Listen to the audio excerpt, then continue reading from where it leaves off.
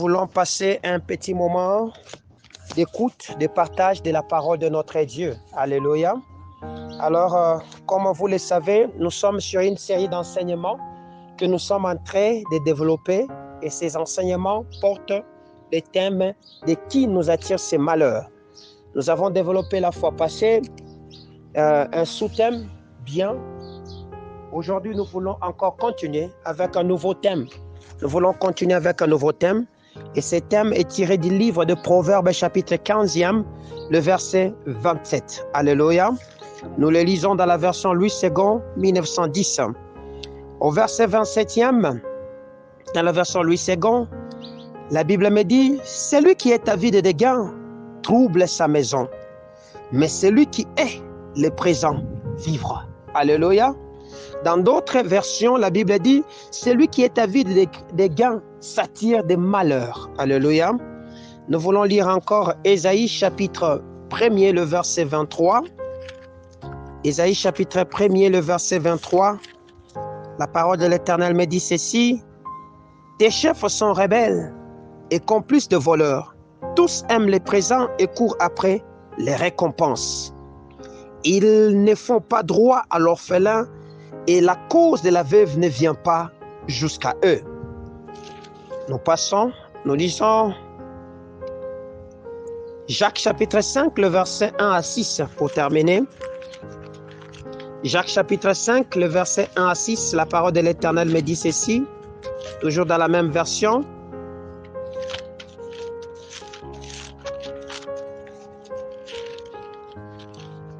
Jacques chapitre 5, le verset 1 à 6. À vous maintenant, riches, et pleurez. Pleurez et gémissez à cause des malheurs qui viendront sur vous. Vos richesses sont pourries et vos vêtements sont rongés par les teignes. Votre or et votre argent sont rouillés et la rouille s'élèvera en témoignage contre vous et dévorera vos chairs comme un feu. Et vous avez amassé les trésors dans les derniers jours. Voici les salaires des ouvriers qui ont moissonné vos champs et dont vous les avez frustrés. Cris et les cris des moissonneurs sont parvenus jusqu'aux oreilles du Seigneur des armées. Vous avez vécu sur la terre dans le voluptueux et dans les délices. Vous avez rassasié vos cœurs au jour du carnage. Vous avez condamné et vous avez tué les justes qui ne vous a pas résisté. Alléluia. Bien-aimés, nous sommes en train de développer un thème qui est tiré du livre de Jonas, chapitre 1er, les versets 7 jusqu'au verset 8e. Il s'agissait de l'histoire d'un homme que vous connaissez très bien qui s'appelle Jonas. C'était un prophète de Dieu. Cet homme a reçu le message de Dieu d'aller délivrer à un peuple qui était en train de se pervertir et de partir en dérive par rapport à l'appel et à la vision que le Seigneur leur avait faite. Malheureusement, les décisions qui étaient de cet homme ou les motivations qui étaient pour cet homme n'étaient pas les motivations qui venaient de Dieu jusqu'à ce qu'il s'est désengagé de la route de Dieu pour prendre une route que le Seigneur ne lui avait pas adressée. Et lorsqu'il était en train de prendre cette route, vous connaissez la conséquence et la suite des événements. Il y a eu des flots, il y a eu des vagues, il y a eu des pertes, il y a eu tout ce qu'il pouvait avoir. Mais aujourd'hui, nous sommes en train de parler de quelque chose. Ce que nous voulons parler, c'est écrit dans le livre des Proverbes. On parle de l'avidité. Alléluia. Nous voulons parler de l'avidité.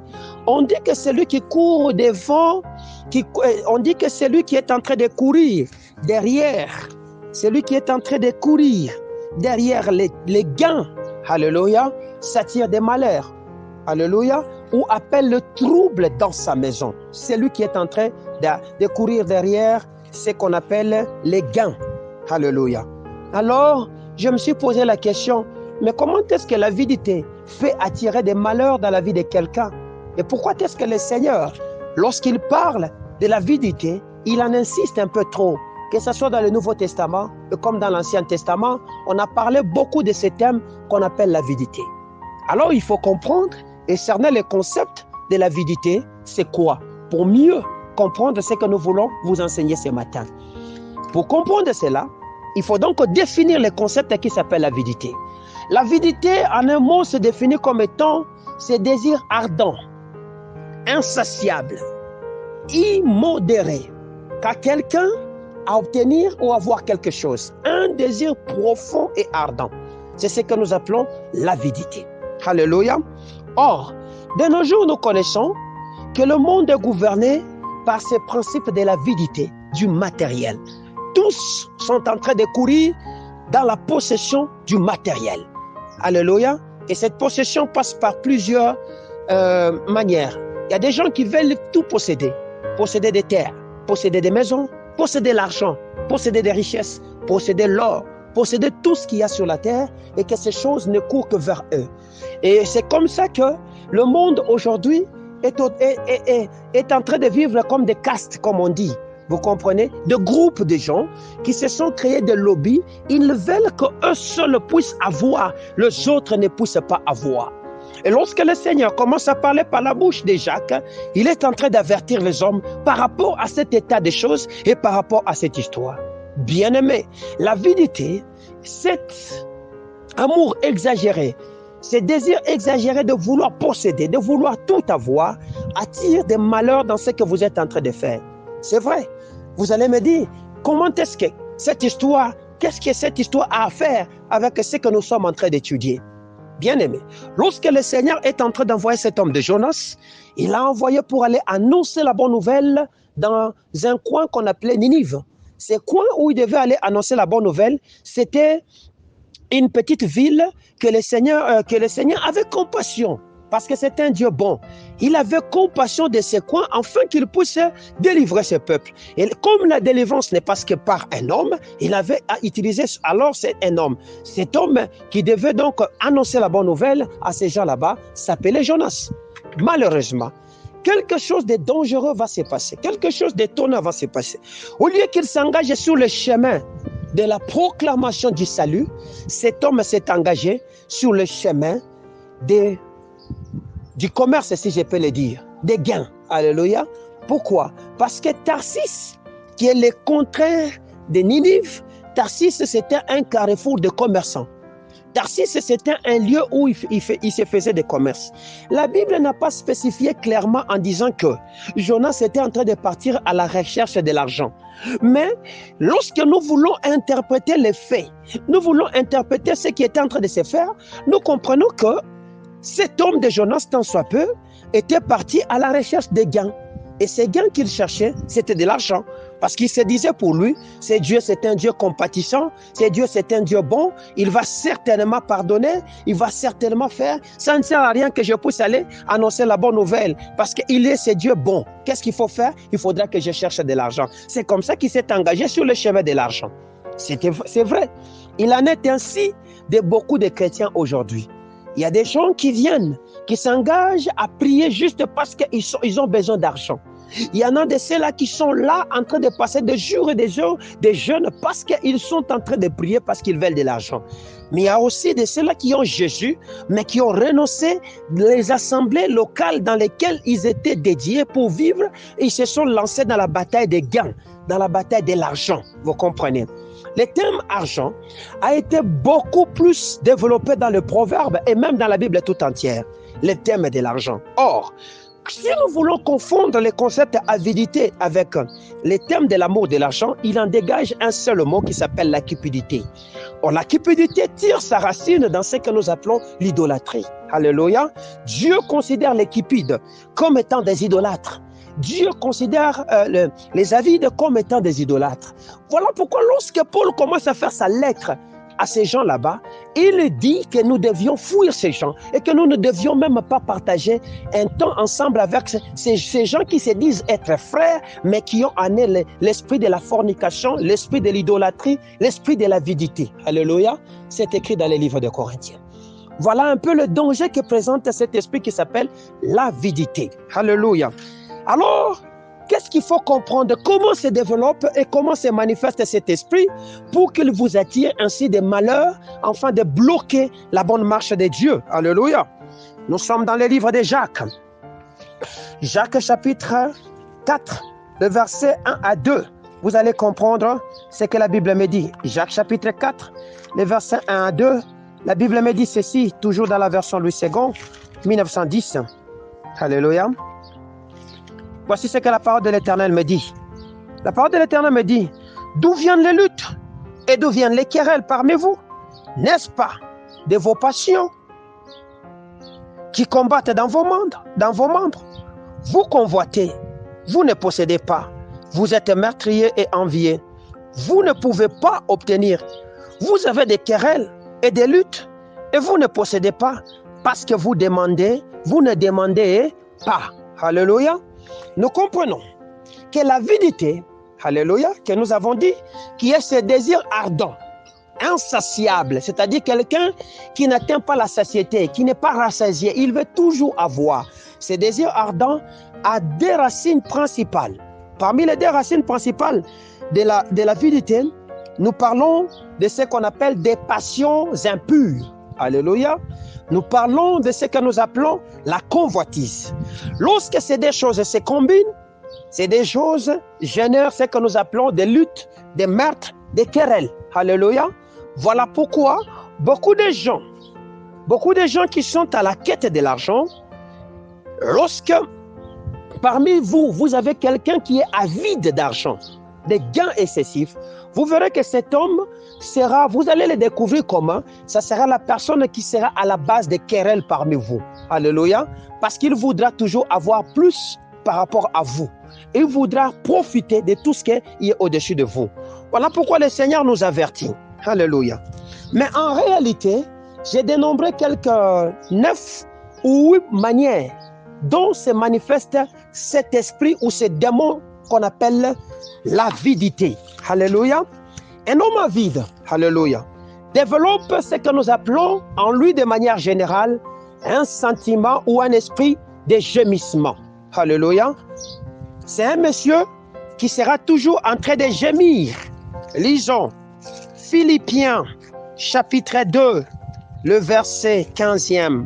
Vous allez le comprendre. Philippiens chapitre 2, le verset 15e. Pardonnez-moi que je cherche ce petit livre. Alléluia.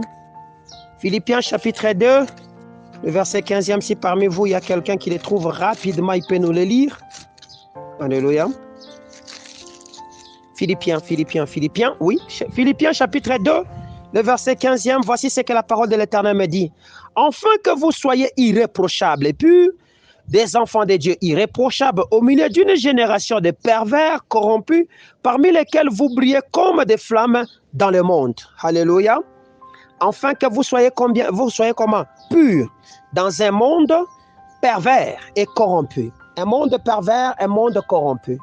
Nous disons que l'esprit de l'avidité développe, celui qui est avide, c'est un monsieur qui sera là toujours en train de gémir.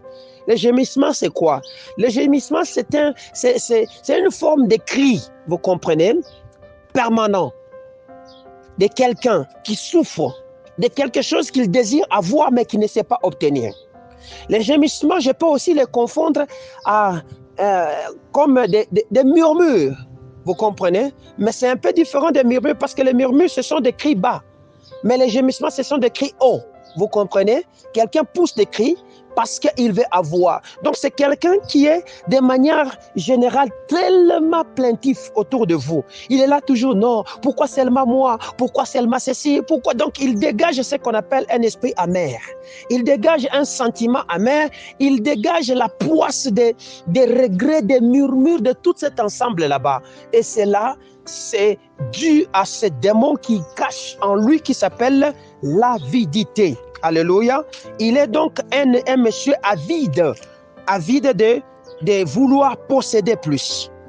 Deuxième des choses ou manifestation de ces démons, c'est ce qu'on appelle la revendication. Quelqu'un qui est avide de vouloir toujours posséder, c'est quelqu'un qui deviendra revendicatif. À chaque instant, il sera toujours dans la défensive, toujours en train de revendiquer. Pourquoi seulement moi? Pourquoi seulement moi? Il revendiquera à tout instant et à chaque instant. Pourquoi? Parce qu'il croit que dans ce qu'il y a comme perspective de grâce que le Seigneur a déposée sur lui, lui ne jouit pas de cette grâce. Vous comprenez? C'est ce genre de chrétiens qui sont dans l'église et qui sont en train de se plaindre à tout moment, qu'ils regardent à l'extérieur, ils disent « Mais pourquoi nous les chrétiens, ça n'évolue toujours pas ?» Vous comprenez? Ils ne pensent pas que la grâce que Dieu leur a faite, elle est suffisante et que ça peut leur permettre de gagner dans tout ce qu'ils sont en train de faire. Mais au contraire, ils engagent ces démons autour d'eux. Ils deviennent donc revendicatifs à chaque instant. Vous comprenez? À chaque instant, ils ne peuvent pas accepter leur position. Ils ne peuvent pas accepter cet état dans lequel ils se retrouvent. Mais ils sont là toujours en train de se plaindre et de se plaindre de manière continuelle. Alléluia. Troisième des choses, c'est dans les désirs de cet homme. Alléluia. Et dans ces désirs là-bas, en réalité, un enfant de Dieu doit jouir de cet esprit de gratitude qui le pousse à croire qu'en Christ notre Seigneur Jésus, nous avons tout. Alléluia. Christ nous suffit à satisfaire à tout ce qui concerne de la vie.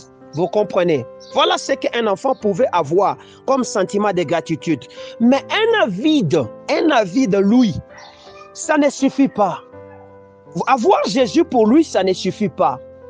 Avoir Jésus pour lui, ça ne le suffit pas. Alléluia. Il voudra avoir plus que ce qu'il y a. Voilà pourquoi il aura tendance à avoir plus de richesses, plus de célébrité, plus de confort, plus de pouvoir. Vous comprenez? Il cherchera pouvoir sur pouvoir, confort sur confort, richesse sur richesse, et il cherchera même à étouffer les autres. Et une telle personne, quand il entre dans une église, il cherchera le pouvoir. Vous allez le remarquer comment? C'est quelqu'un qui devient permanent. Il est intercesseur, il ne suffit pas d'être intercesseur. Il veut aussi être évangéliste, en même temps il veut être chanteur, en même temps il est modérateur, il veut remplacer au même instant le pasteur et en même temps accueillir les gens. Quand les visiteurs sont là, c'est lui qui doit présenter l'église. C'est un monsieur avide. Avide de quoi? Du pouvoir. Il est en train d'envier quelque chose que vous ne voyez pas. Ne pensez pas que c'est quelqu'un qui est motivé à faire du bien, à bien travailler dans l'église. Non, il poursuit quelque chose que vous ne voyez pas. Lorsqu'il n'atteindra pas ses objectifs là-bas, il deviendra revendicatif. C'est cet homme-là qui va vous créer de bruit dans cette assemblée là-bas. La même chose se passe dans une maison. La même chose se passerait dans une maison. Vous avez quelqu'un qui vient d'entrer dans votre maison, un visiteur. Normalement, le visiteur doit se limiter dans sa place de visite. Vous comprenez? Il connaît ses limites. Mais si vous avez un visiteur extrêmement curieux, il veut connaître tout ce qui se passe dans la maison, sachez que cet homme-là, il est avide. Il n'est pas venu avec quelque chose. Il est venu parce qu'il cherche à vous arracher quelque chose de principal. Alléluia. Et cela peut se faire dans tout ce qu'il y a comme domaine de la vie de quelqu'un. Quatrième des choses, c'est dans le domaine du matériel ou dans le domaine de l'argent, spécifiquement. Alléluia.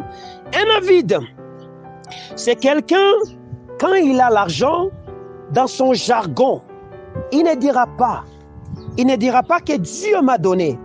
Donc, c'est quelqu'un qui ne le mettra pas au profit de Dieu qui lui a donné, mais il dira au contraire, c'est mon argent, je peux l'utiliser comme je veux. Alléluia. Parce qu'il est avide. C'est son argent. Or, tout ce que nous avons n'est que fruit de grâce. Alléluia. Dieu fait grâce à qui il veut. Il peut donner à qui il veut. Vous comprenez? Et il peut aussi retirer. Un bon chrétien, quand il l'a, il sait que ça, c'est pour Dieu. Et si Dieu lui demande d'aider les veuves, d'aider les orphelins, d'aider les nécessités, même sa propre famille, il sortira cet argent, il donnera. Voilà pourquoi le contraire des avides, celui qui n'est pas avide, c'est celui qui est humble en lui. Il vit de l'esprit de la gratitude. Il dira ou elle dira nous. Alléluia. Il dira que Dieu m'a donné. Il le mettra à profit du bien-être de ces dieux là-bas. Alléluia. Et il fera que cette histoire, qu'il ne tire pas gloire de ce qu'il a fait, si bien que c'est sa sueur qui a coulé, si bien que c'est lui qui a engagé de son argent, de son énergie, mais il croit, parce que nous ne travaillons pas pour nous et que nous ne nous dépendons plus, nous dépendons à Jésus, nous dirons que c'est pour qui? C'est pour Christ. Alléluia. Alors, qui nous attire ces malheurs? C'est cet esprit avide qui est en toi. Alléluia. Cinquièmement, c'est dans le domaine de la possession. Vous comprenez? Un avide ne cherchera pas à se contenter de ce qu'il a, mais il va développer un esprit qui est contraire au contentement qu'on appelle la convoitise. Alléluia. Or, la convoitise a 3 piliers. Il y a ce qu'on appelle la convoitise à 2 piliers. La convoitise des yeux et la convoitise de la chair. Vous comprenez? Et la convoitise, ça couple facilement avec un autre esprit qui s'appelle l'orgueil. Vous voyez, lorsque les 3 éléments là-bas, c'est-à-dire convoitise des yeux, convoitise de la chair et l'orgueil de la vie, ça couple, vous comprenez, vous cessez de vous contenter de ce que vous aviez. Vous cesserez de vous contenter de ce que Jésus vous a donné. Vous allez développer ce qu'on appelle cet esprit de convoitise, d'envie. Vous comprenez? Vous chercherez à avoir ce que Dieu ne vous a pas donné. Vous comprenez? C'est à ce moment-là qu'il y aura donc parmi vous des querelles, des luttes, comme Jacques nous le dit. Vous comprenez? Pourquoi? Parce que la convoitise, c'est un esprit qui te pousse à envier ce qui n'est pas à toi, que quelqu'un d'autre possède. Il dit pourquoi seulement lui? Et tu cherches à voir, non pas le semblable à lui, mais tu cherches à voir exactement ce que lui a. Lui arracher cela. C'est ce que la convoitise va te pousser. Vous comprenez? C'est ainsi que cet esprit d'avidité est à la base des querelles et des guerres même. Vous comprenez ce qui se passe en Afrique aujourd'hui?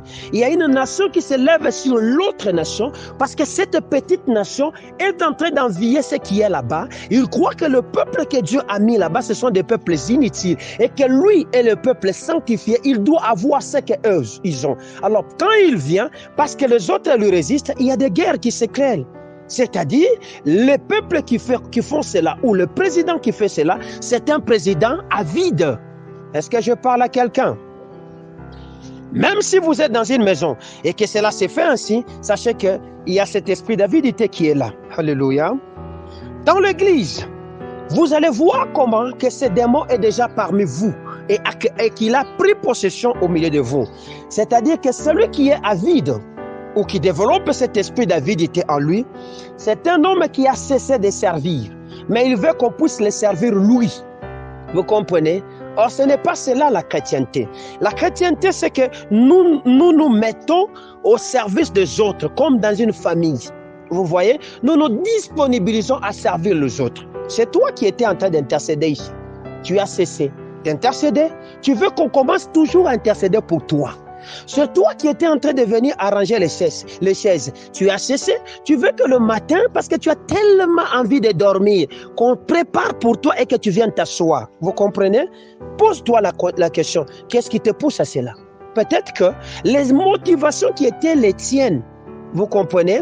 Ou ce qui te poussait à travailler à l'époque, c'était parce que tu cherchais quelque chose que tu n'as pas assouvi, que tu n'as pas trouvé. C'est comme ça que parce que tu n'as pas trouvé cela, tu t'es refroidi. La place que tu occupais, tu ne l'occupes plus. Tu t'es délecté de cette place et l'esprit de rétrogradation t'a embrassé. Tu as commencé à faire quoi? À dormir. Vous comprenez? Vous cherchez qu'on puisse vous servir au lieu que vous puissiez servir l'église comme étant une famille. Est-ce qu'on est ensemble? Est-ce qu'on parle bien? Pose-toi la question, où est-ce que je suis maintenant? Est-ce que tu n'es pas par hasard avide? Amen, amen. Dans la famille, qu'est-ce qui se passe? Comment est-ce que vous allez reconnaître qu'ici, un petit démon de l'avidité est entré? Alléluia. La famille, en réalité, selon le plan merveilleux de Dieu, c'est une bénédiction à accueillir, n'est-ce pas? C'est une bénédiction à accueillir. C'est ça la famille. Mais celui qui commence à constater que cette bénédiction à accueillir devient pour lui un fardeau, cet homme devient avide, n'est-ce pas ça? N'est-ce pas ça? C'est-à-dire quoi? La famille est composée des papas, des mamans et des enfants, n'est-ce pas? Lorsque vous avez décidé de former votre famille, vous avez dit, à partir d'aujourd'hui, je cesse d'être un homme seul. Je vais m'engager. Et pendant que vous marchez, il se peut que l'enfant est arrivé. Vous comprenez? Si cet enfant est arrivé et que cet enfant doit vivre, c'est parce que le Seigneur le connaît, n'est-ce pas? Et qu'il a un projet merveilleux pour cet enfant, n'est-ce pas?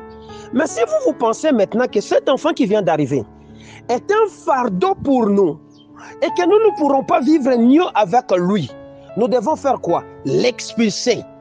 Il y a un démon d'avidité derrière vous. Est-ce que je parle à quelqu'un? Oui. Est-ce que je parle à quelqu'un? C'est-à-dire quoi?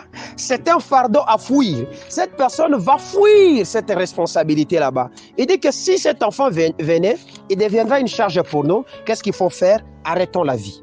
Or, Dieu n'aime pas que nous puissions arrêter la vie. N'est-ce pas ça? 8. C'est sous le plan de l'avenir maintenant. Qu'est-ce qui se passe? Un avide est un monsieur pessimiste et inquiet par rapport à son avenir.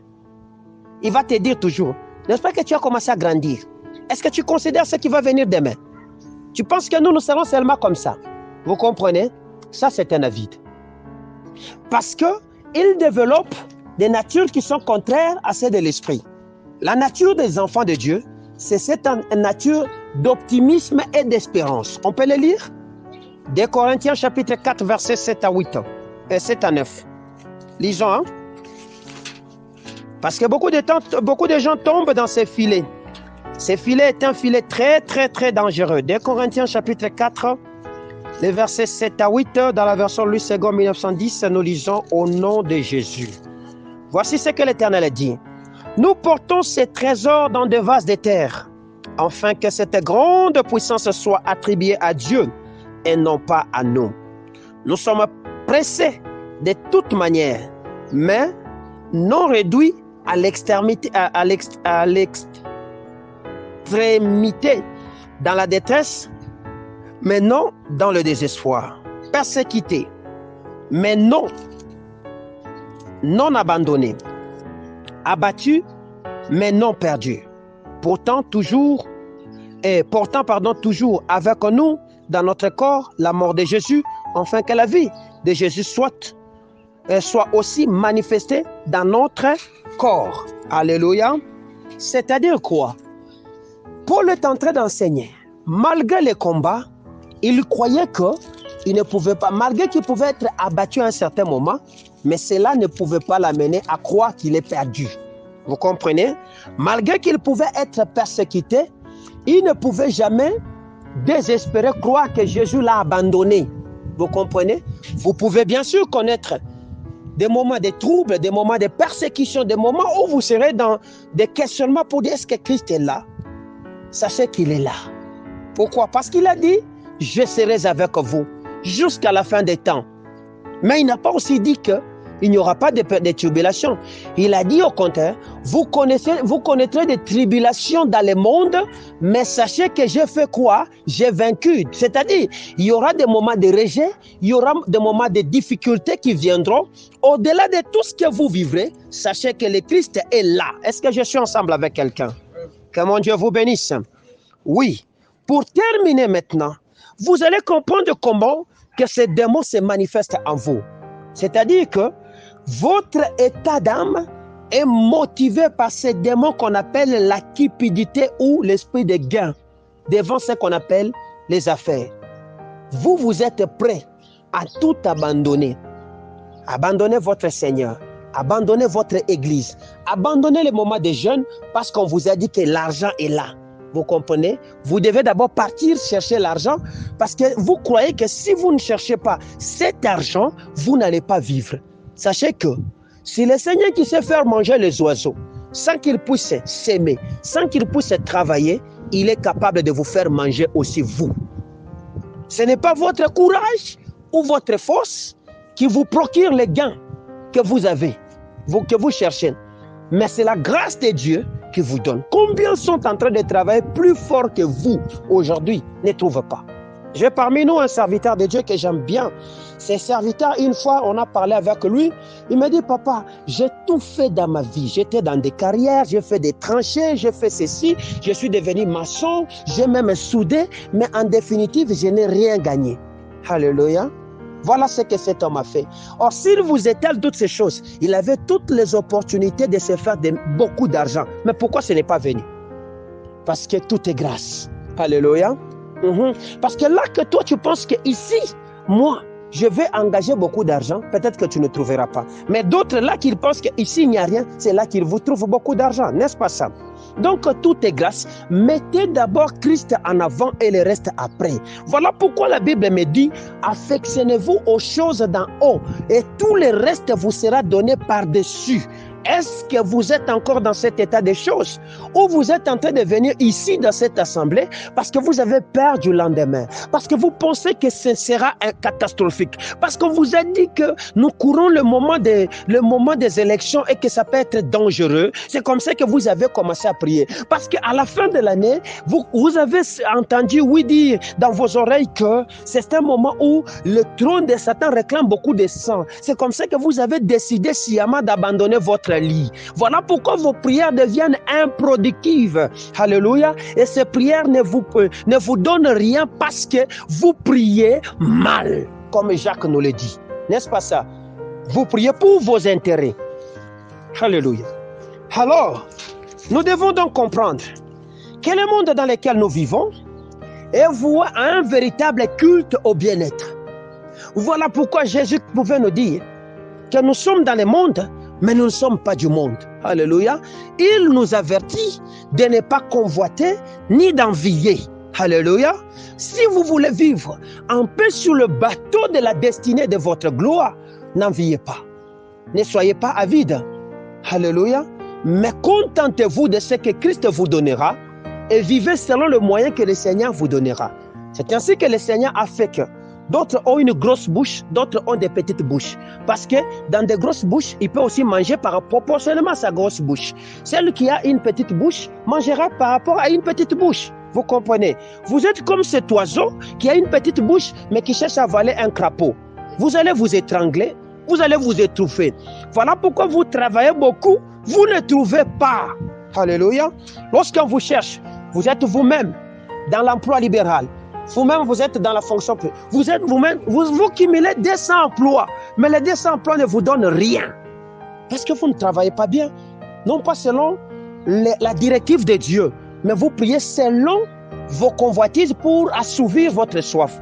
Et dans tout ce que vous faites, vous trouvez qu'il n'y a pas de paiement, il n'y a rien qui est en train de venir. Alléluia.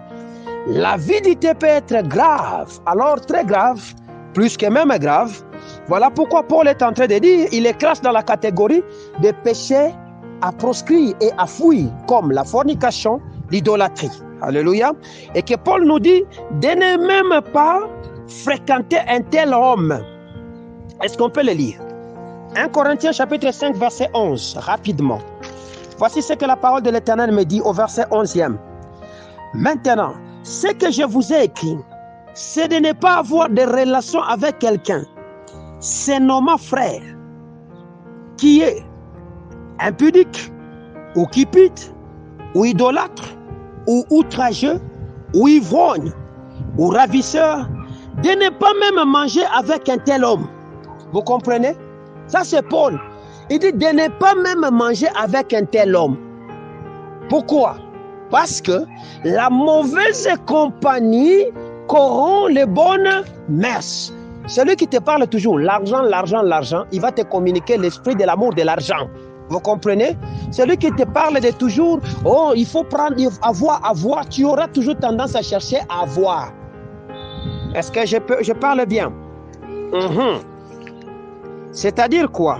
Lorsque vous commencez à négliger ces domaines, vous risquez de tomber dans le filet de l'avidité. Quelques exemples. Alléluia. Pour que nous puissions cerner cet enseignement, n'est-ce pas? Sinon, vous allez dire qu'il est en train de nous enseigner son expérience. Ce n'est pas moi. Christ m'a dit, dites à mon peuple, qui leur attire ces malheurs? C'est qu'ils sont devenus des peuples avides. Ils viennent dans ma présence parce qu'ils ont besoin d'avoir. C'est comme ça que moi, je ne sais pas leur donner. Parce qu'ils ne viennent pas pour m'adorer, mais ils viennent parce qu'ils voient ce qu'il y a sur mes mains. Est-ce que je parle bien? Voici l'histoire d'une très belle femme que la Bible nomme comme étant Ève. Nous sommes dans le livre de Genèse, chapitre 3, le verset 6. Ève c'était une femme parfaite, mais à cause de cet esprit d'avidité, c'est-à-dire des désirs ardents de vouloir posséder, Ève est tombée. Lorsqu'on lui a parlé, elle a écouté, elle s'est approchée à ce qui lui était interdit, c'est comme ça qu'elle est tombée. N'est-ce pas ça? Lorsque nous prenons l'histoire des enfants d'Israël dans leur traversée du désert. Dans Nombre chapitre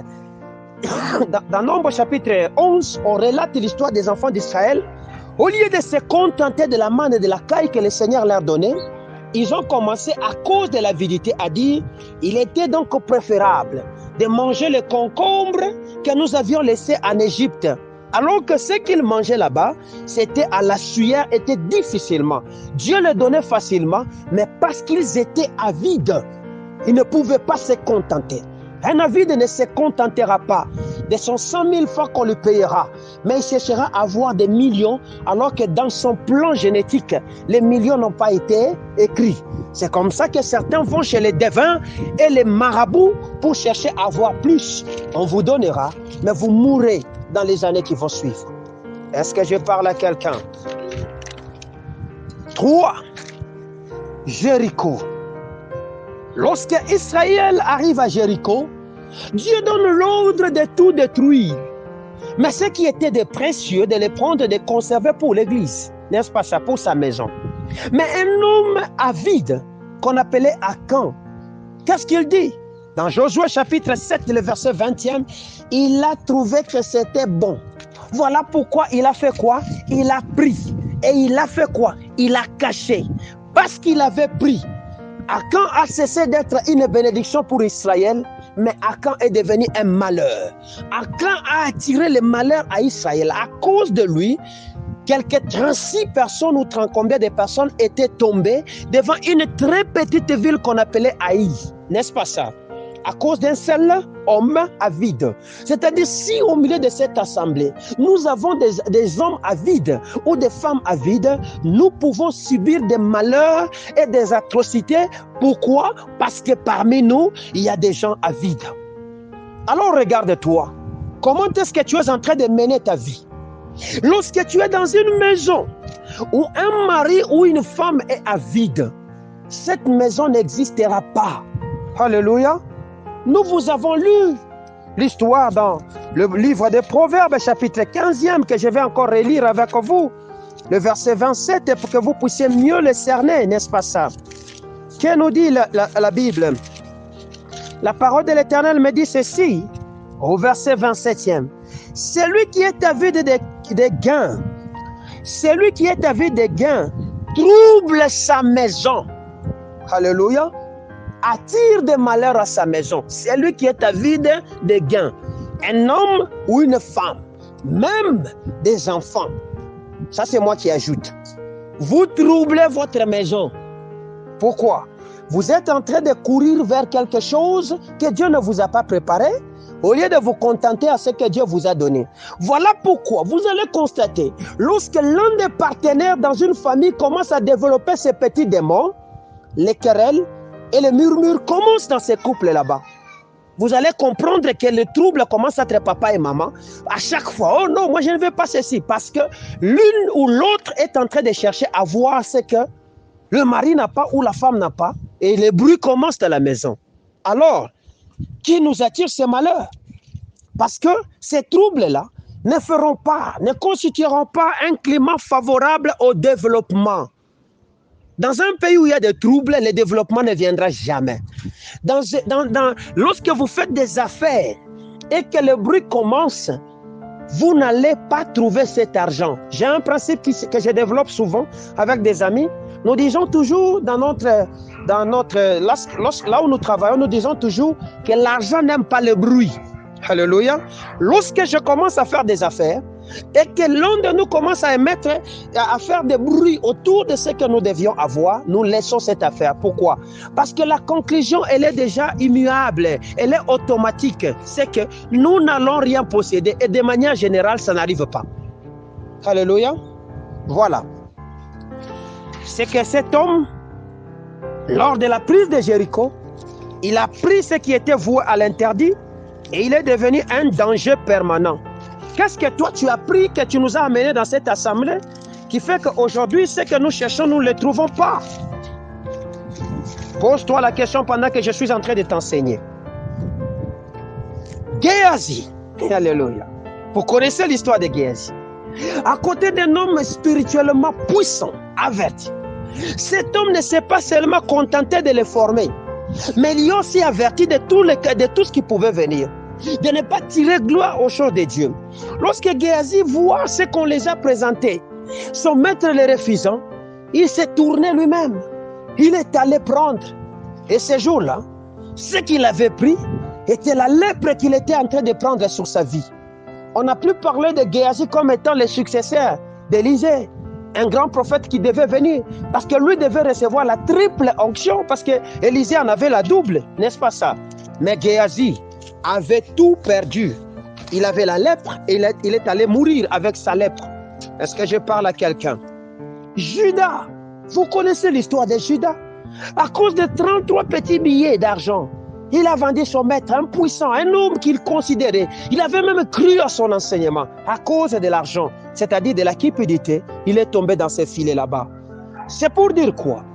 C'est pour dire que l'avidité ne réclame pas seulement les païens, mais l'avidité réclame aussi les chrétiens. Voilà pourquoi je vous ai donné l'exemple de ces éminents hommes. C'était des hommes de Dieu qui sont tombés dans ce désir ardent, immodéré, si je peux le dire, insatiable de vouloir posséder. Vous comprenez? Et quand ils sont venus avec ça dans la présence de Dieu, au lieu de se contenter de ce que Dieu leur donnait, ils ont voulu avoir plus, ils sont tombés. Aujourd'hui, regarde-toi. Peut-être que c'est toi le modèle de cette femme parfaite comme Ève, mais qui est là devant le danger de la convoitise de la chair, la convoitise des yeux. Qui choisiras-tu d'écouter? Choisiras-tu d'écouter ta chair qui te réclame que tu dois bien t'habiller? Ou tes yeux qui te réclament de posséder ce que le voisin a? Ou tu choisiras de t'affectionner aux choses d'en haut? Alléluia. Qui voudras-tu être? Choisiras-tu de vivre les miracles permanents de Dieu? Ou tu chercheras à apprendre d'abord parce que tu crois que tu es déjà arrivé comme Akan et les cacher? Alléluia. Qui voudras-tu être? Géasi ou Judas? Jouissant de la meilleure compagnie, mais ils n'ont pas vu que cette compagnie était meilleure. Ils sont allés choisir de la mauvaise compagnie. Ils se sont corrompus dans leur propre chair. Est-ce que je parle à quelqu'un? Donc, tous nous pouvons tomber devant ces petits démons que nous croyons être petits et pourtant c'est un géant. Voilà pourquoi lorsque Paul parle de ces démons, il les classe dans la catégorie des démons qu'il faut fouiller. N'est-ce pas ça? Fouiller la fornication, fouiller l'idolâtrie, fouiller l'avidité. Est-ce que je parle à quelqu'un? Est-ce que tu fouilles ou tu continues à être ce que tu es en train d'être aujourd'hui? Alors nous nous posons la question pour terminer. Où sommes-nous? N'est-ce pas que nous sommes en train de faire comme Jonas? On lui envoie à Ninive pour aller annoncer la bonne nouvelle. Au lieu de voir la direction de Ninive, il voit la direction des commerces qui s'appelle quoi? Tarsis. Lorsqu'il va à Tarsis, au lieu d'être une source de bénédiction pour la compagnie qu'il était en train de convoyer, il est devenu une source de malheur. N'est-ce pas toi qui est devenu pour nous une source de malheur dans cette assemblée? Parce que tu as cessé de regarder dans la bonne direction. Dans la direction que l'Église, de la vision de l'Église. La vision de la sainteté. La vision, vous comprenez, de la pureté. La vision de gagner les âmes et de les amener à Christ. De nous multiplier, d'être féconds.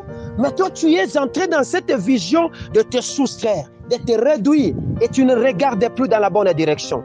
Ainsi, dans ce grand paquebot qui nous enveloppe et qui nous prend aujourd'hui, comme au jour de Noé, qui était son arche, toi, tu es devenu notre danger. Ce matin, nous voulons te donner l'occasion de te repentir. Alléluia. Si tu veux continuer le voyage avec nous. Pourquoi? La Bible nous dit, souviens-toi d'où tu es tombé et repens-toi. Est-ce que je parle à quelqu'un? La Bible me dit, vous couriez bien, mais qui vous a arrêté pour ne pas obéir? Alléluia. On cesse d'obéir lorsque les yeux commencent à regarder ailleurs. Alléluia. Amen. On cesse d'obéir lorsque la chair commence à vouloir commander le corps, commander l'âme et l'esprit. On cessera d'obéir. Même dans un couple, la femme obéit au son et au regard de son mari. Lorsqu'une femme cesse d'écouter aux paroles de son mari, cette femme n'obéira plus. Est-ce que je parle à quelqu'un? Oui. Peut-être que toi, tu n'obéis plus parce que tu ne sais plus écouter à la voix du berger. Christ nous dit ceci: mes brebis savent entendre ma voix et font ma volonté. Vous comprenez? La voix du berger peut être une voix qui t'étonnera, qui va même te gronder. Mais parce que tu reconnaîtras que c'est la voix du berger, tu feras sa volonté. Alléluia. Or, la volonté de Jésus, c'est quoi? C'est que vous fassiez, que vous obéissiez, afin que vous fassiez quoi? Vivre. Dans le livre des Actes des Apôtres, la Bible me dit, répondez-vous, afin que le temps de rafraîchissement fasse quoi? Arrive. Si le temps de rafraîchissement n'arrive pas, c'est parce que vous ne vous êtes pas encore repenti. Or, se repentir, c'est quoi? C'est de reconnaître que j'ai péché. C'est tourner. C'est abandonner la mauvaise foi que je suivais et de s'engager sur la bonne voie. Voilà pourquoi la Bible me dit, lorsqu'il s'agit du mystère de l'iniquité ou du péché de l'iniquité, la Bible dit, tournez afin que l'iniquité ne cause pas votre malheur ou votre ruine. Est-ce que je parle à quelqu'un? Or, l'iniquité, c'est quoi? L'iniquité, c'est ces péchés que je porte en moi et qui me gouvernent. Vous comprenez? Depuis la génétique, depuis la source où je suis parti, un enfant ne deviendra pas avide si les parents n'ont pas été avides. Est-ce que je parle à quelqu'un? Un enfant ne deviendra pas cupide s'il n'a pas eu de parents cupides. Parce que c'est un mystère qui s'est transformé comme étant un enseignement, des codes cryptés dans sa génétique. Vous comprenez? Si nous avons aujourd'hui des avides dans l'église, c'est que la racine quelque part est une racine qui n'est pas bonne. Il est encore possible que nous puissions sortir de cette racine là-bas. David, lorsqu'il voit que ça commence à créer des problèmes dans sa vie et qu'il écrit le psaume 51, il reconnaît. Il dit que mon père m'a conçu dans l'iniquité. Vous comprenez? Il reconnaît qu'il n'était pas sorti de bonnes racines et qu'il avait besoin de la miséricorde de Dieu. Ce soir, les bontés de l'Éternel et sa miséricorde ne sont pas encore arrivées à son terme. Dieu les renouvelle chaque matin.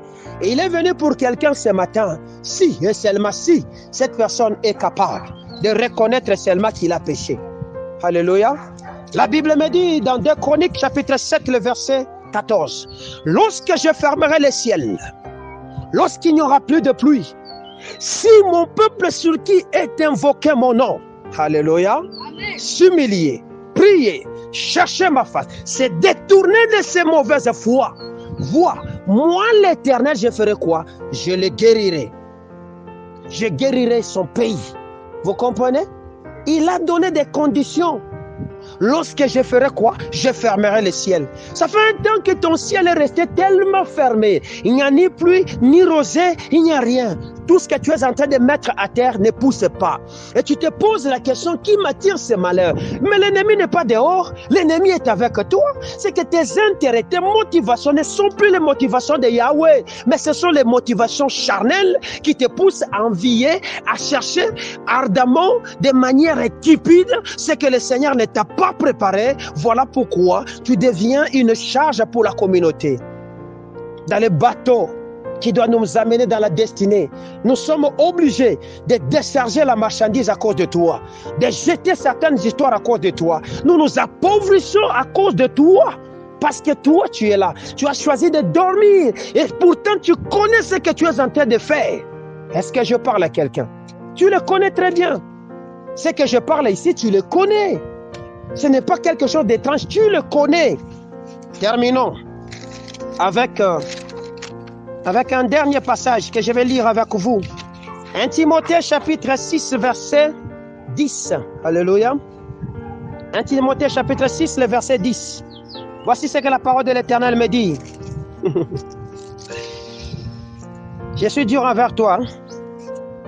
Si je suis dur, tu me dis, oh, tu es en train de nous m'attaquer. Hein? Tu es en train de faire quelque chose de mauvais. 1 Timothée chapitre 6. Le verset 10e, voici ce que la parole de l'Éternel me dit en conclusion. Car l'amour de l'argent est une racine de tout le mot, et que quelques-uns en étant possédés se sont égarés loin de la foi et se sont jetés eux-mêmes dans bien des tourments. Donc, l'amour de l'argent peut posséder quelqu'un. Vous comprenez? Et lorsqu'une personne est possédée par cet amour, il va donc s'égarer sur le chemin de la foi. Vous comprenez? Et se mettre dans le chemin de tourment. Or, le chemin de la foi, c'est quoi? C'est le chemin de l'espérance, à la parole de l'Éternel qui t'a été enseignée. Alléluia. Que mon Dieu vous bénisse. Est-ce qu'il y a des questions à me poser? Acclamons le Seigneur.